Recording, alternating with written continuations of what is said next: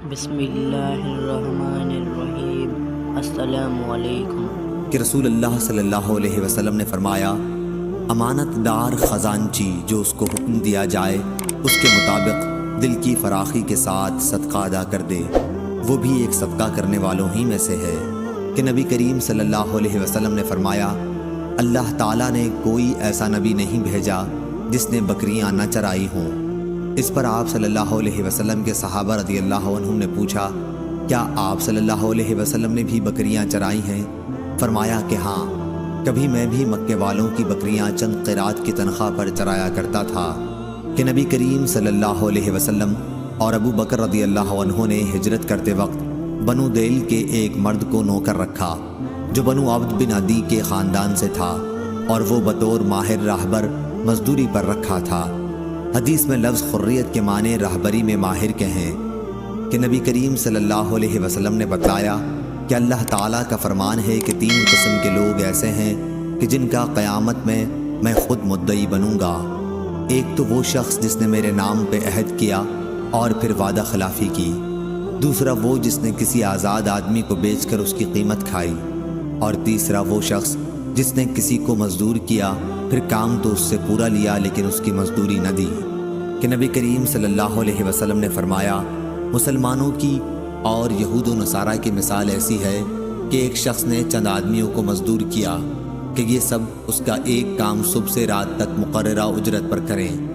چنانچہ کچھ لوگوں نے یہ کام دوپہر تک کیا، پھر کہنے لگے کہ ہمیں تمہاری اس مزدوری کی ضرورت نہیں ہے جو تم نے ہم سے طے کی ہے، بلکہ جو کام ہم نے کر دیا وہ بھی غلط رہا۔ اس پر اس شخص نے کہا کہ ایسا نہ کرو، اپنا کام پورا کر لو اور اپنی پوری مزدوری لے جاؤ، لیکن انہوں نے انکار کر دیا اور کام چھوڑ کر چلے گئے۔ آخر اس نے دوسرے مزدور لگائے اور ان سے کہا کہ باقی دن پورا کر لو تو میں تمہیں وہی مزدوری دوں گا جو پہلے مزدوروں سے طے کی تھی۔ چنانچہ انہوں نے کام شروع کیا، لیکن عصر کی نماز کا وقت آیا تو انہوں نے بھی یہی کہا کہ ہم نے جو تمہارا کام کر دیا ہے وہ بالکل بیکار رہا، وہ مزدوری بھی تم اپنے پاس ہی رکھو جو تم نے ہم سے طے کی تھی۔ اس شخص نے ان کو سمجھایا کہ اپنا باقی کام پورا کر لو، دن بھی اب تھوڑا ہی باقی رہ گیا ہے، لیکن وہ نہ مانے۔ آخر اس شخص نے دوسرے مزدور لگائے کہ یہ دن کا جو حصہ باقی رہ گیا ہے اس میں یہ کام کر دیں۔ چنانچہ ان لوگوں نے سورج غروب ہونے تک دن کے بقیہ حصے میں کام پورا کیا، اور پہلے اور دوسرے مزدوروں کی مزدوری بھی سب انہی کو ملی۔ تو مسلمانوں کی اور اس نور کی جس کو انہوں نے قبول کیا یہی مثال ہے۔ کہ رسول کریم صلی اللہ علیہ وسلم نے جب ہمیں صدقہ کرنے کا حکم دیا تو بعض لوگ بازاروں میں جا کر بوجھ اٹھاتے جن سے ایک مد مزدوری ملتی، وہ اس میں سے بھی صدقہ کرتے۔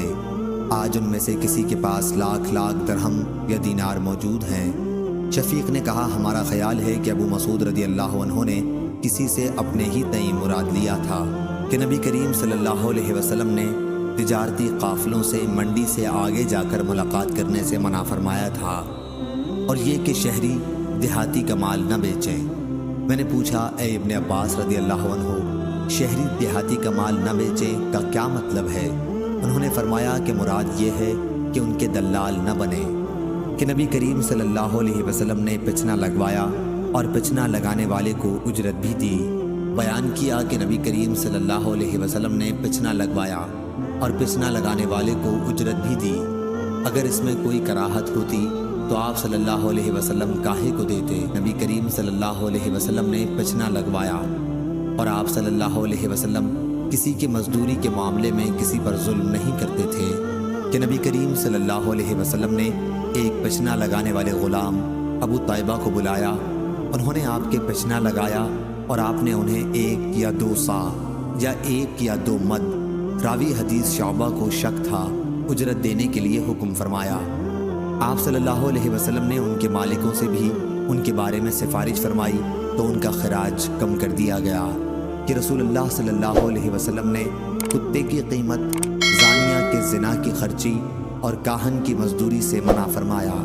کہ نبی صلی اللہ علیہ وسلم نے باندیوں کی زنا کی کمائی سے منع فرمایا تھا۔ کہ نبی کریم صلی اللہ علیہ وسلم نے نر کدانے کی اجرت لینے سے منع فرمایا۔ کہ رسول کریم صلی اللہ علیہ وسلم نے یہودیوں کو خیبر کی زمین دے دی تھی کہ اس میں محنت کے ساتھ کاشت کریں اور پیداوار کا آدھا حصہ خود لے لیا کریں۔ ابن عمر رضی اللہ عنہ نے نافع سے یہ بیان کیا کہ زمین کچھ کرائے پر دی جاتی تھی، نافع نے اس کرائے کی تعین بھی کر دی تھی، لیکن وہ مجھے یاد نہیں رہا کہ نبی کریم صلی اللہ علیہ وسلم نے زمینوں کو کرائے پر دینے سے منع فرمایا تھا۔ اور عبید اللہ نے نافع سے بیان کیا اور ان سے ابن عمر رضی اللہ عنہ نے کہ خیبر کے یہودیوں کے ساتھ وہاں کی زمین کا معاملہ برابر چلتا رہا، یہاں تک کہ حضرت عمر رضی اللہ عنہ نے انہیں جلا وطن کر دیا۔ اگر آپ کو